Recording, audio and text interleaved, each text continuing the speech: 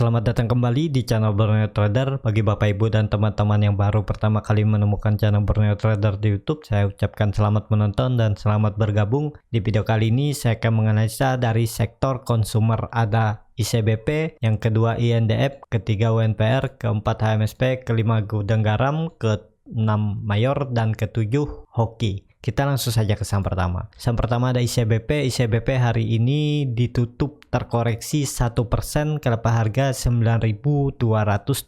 Kalau dilihat transaksi asing terus jualan saham ICBP. Kalau dilihat brokers marinya terlihat juga ICBP didistribusi yang cukup besar oleh CC dan MS. Kita langsung saja ke teknikalnya. Secara teknikal ICBP sepertinya masih bisa ke bawah lagi dan menguji lagi supportnya di 9.190. Kalau itu di breakdown ya mengarah ke 9.000 lagi, dan bahkan target saya bisa ke 8.400 untuk ICBP. Dan kalau dilihat dari moving average juga, moving average 20 sudah di bawah moving average yang besar. Itu pertanda memang terindikasi downtrend, dan juga ICBP sudah membentuk higher low barunya di 9.500. Jadi ya harusnya ICBP mengarah ke bawah lagi. Kalaupun mampu mempertahankan supportnya di 9.190, kemungkinan besar ICBP akan sideways di range harga 9.190 supportnya, dan resistennya di 9.640. Jadi dia tektokan dulu di daerah sini, seperti halnya minggu lalu dia sempat breakdown dari 920, kemudian dia naik dan sempat hampir mencapai 9.600, tapi kemudian 3 hari dia breakdown lagi. Indikator MACD yang sebelumnya mau golden cross tapi sekarang kembali dead cross lagi. Bar chart di bawah 0 juga kembali terbentuk. Jadi arah ICBP untuk minggu depan sepertinya masih bisa menguji 9.190. Jadi seperti itu aja untuk ICBP. Untuk mid term atau long term di 2 tahun ICBP menurut saya masih aman, cuman ya ini saham sangat defensif, gerakannya juga ya lumayan lambat lah. Kalau dari bottomnya jadi bulan Maret kemarin dia naik cuman 30%. Jadi seperti itu untuk ICBP. Yang sabar, yang cuman mau dividen, walaupun dividennya kecil ya sekitaran 3% kalau nggak salah, ya ini cocok, aman daripada simpan uang di bank menurut saya ya. Jadi risknya kecil. Jadi seperti itu aja untuk ICBP. Kita langsung saja ke saham kedua. Saham kedua ada INDF. INDF hari ini ditutup di lepas harga 6.325 sama harga penutupan pada hari Kamis. Dan juga saham INDF masih terus dijual asing. Minggu ini juga INDF 5 hari dijual asing. Kalau dilihat dari brokers marinya terlihat saham INDF didistribusi oleh MS, ZP, CS, dan BK. Kita langsung saja ke teknikalnya. Secara teknikal INDF menurut saya juga masih perlu hati-hati, walaupun INDF mempertahankan supportnya di 6.170 dan tutup hari ini di 6.325. 4 hari INDF sideways di range harga 6.260 sampai resistennya di 6.380, ya sekitaran 160 poin dia tektokan. Untuk minggu depan ya masih perlu dilihat ya, apakah bisa lanjut menguji resisten terdekatnya EMA20 di 6.560. Apakah bisa spekulasi buy? Mending menurut saya jangan, wait and see aja dulu. Ini nggak cocok untuk trading ya, dan juga sahamnya downtrend, walaupun 6.170 itu adalah support yang menurut saya cukup kuat menahan INDF. Kalau Bapak Ibu mau buy ya bisa aja sesuaikan ya. Kalau ini saya buatkan trading plan-nya ya, cut loss-nya di bawah 5.950, itu potensi kerugian di 5,7%, dan target profit terdekat di EMA 20-nya di 6.565, itu sekitar 3,71%. Tapi kalau mau breakout ya INDF akan menguji trend line downtrendnya di 6.760, itu sekitar 6%. Jadi seperti itu ya, trading plan-nya ya sesuaikan. Kalau menurut saya nggak menarik ya, masih belum. Mending saham komoditas yang volatilnya lebih menarik menurut saya. Untuk beberapa minggu ini komoditas konstruksi lebih menarik karena ya naik turunnya dalam satu hari cukup volatile ya. Jadi bisa ngasih gain ya di sekitaran 3-5% bisa dapat dalam satu hari dari gerakannya. Jadi seperti itu aja untuk INDF. Masih perlu hati-hati. Yang punya dari darah atas bagaimana ya, kalau untuk invest setahun ke depan ya masih aman. Kalaupun ya downtrend ya bisa tambah lagi. Kalaupun dia turun ke daerah 5.500 ya penurunan maksimalnya 5.500 untuk INDF. Kalaupun buruk-buruknya turun ke sana ya. Tapi semoga 6.180 ini dipertahankan oleh INDF. Kita langsung saja ke saham ketiga. Saham ketiga ada UNPR. UNPR hari ini ditutup terkoreksi 1,02% ke level harga 7.225. Kalau dilihat transaksi asing malah net buy.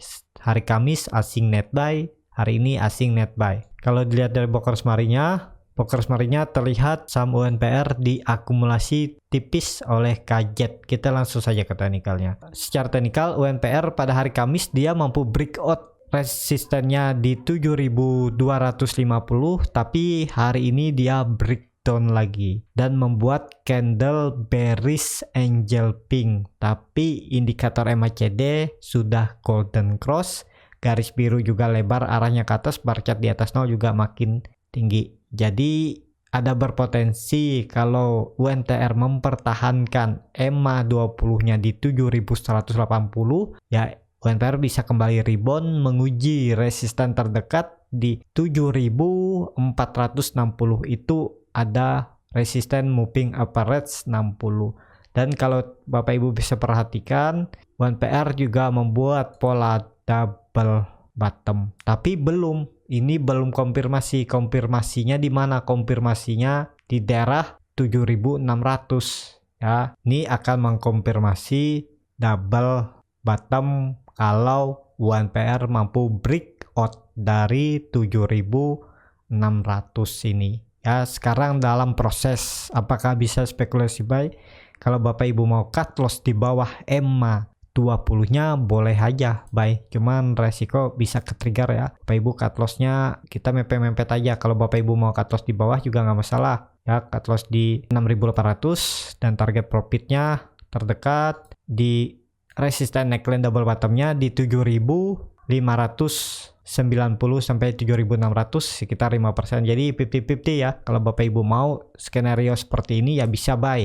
Dan kalau mampu breakout ya cukup bagus. UNTWR bisa terdekat menguji EMA 200-nya di 7.800 dan juga UNPR mematahkan trend line downtrend-nya. Ya, ini bisa patah nih kalau dia breakout 7.600. Itu potensi bagus apalagi kalau disertai volume. Jadi seperti itu aja untuk UNPR. Kita langsung saja ke saham keempat. Saham keempat ada HMSP. HMSP hari ini ditutup naik tipis 0,71% ke level harga 1.405.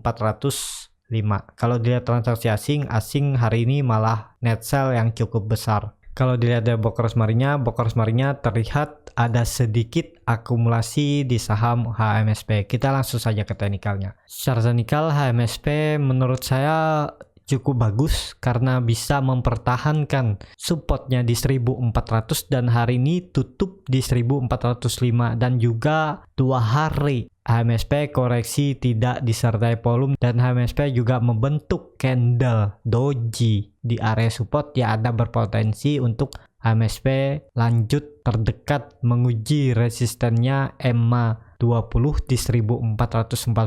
Kalau itu mampu lewat ke arah moving average 60 di 1.500, ke situ arah terdekat HMSP di 7% ya. Dan cut loss kalau mau buy cut loss saja dekat-dekat sini ya. Kalau sampai dia breakdown 1.360 ya cut loss saja. Cut lossnya sekitar 3,46% dan target profit sekitar 7,17% ya. Itu main cepat. Indikator MACD juga sudah membentuk golden cross, bar chart di atas 0 terbentuk walaupun tipis ya. Harusnya HMSP bisa lanjut. Kalaupun HMSP tidak mampu breakout dari 1.500 ya HMSP akan sideways di range harga, supportnya di 1.400, resistennya di 1.500. Jadi sekitar 100 poin itu range sideway-nya sekitar 7%. Jadi ya lumayan lah buat yang swing trade. Jadi seperti itu ya strateginya kalau mau beli HMSP, cut loss-nya di 1360.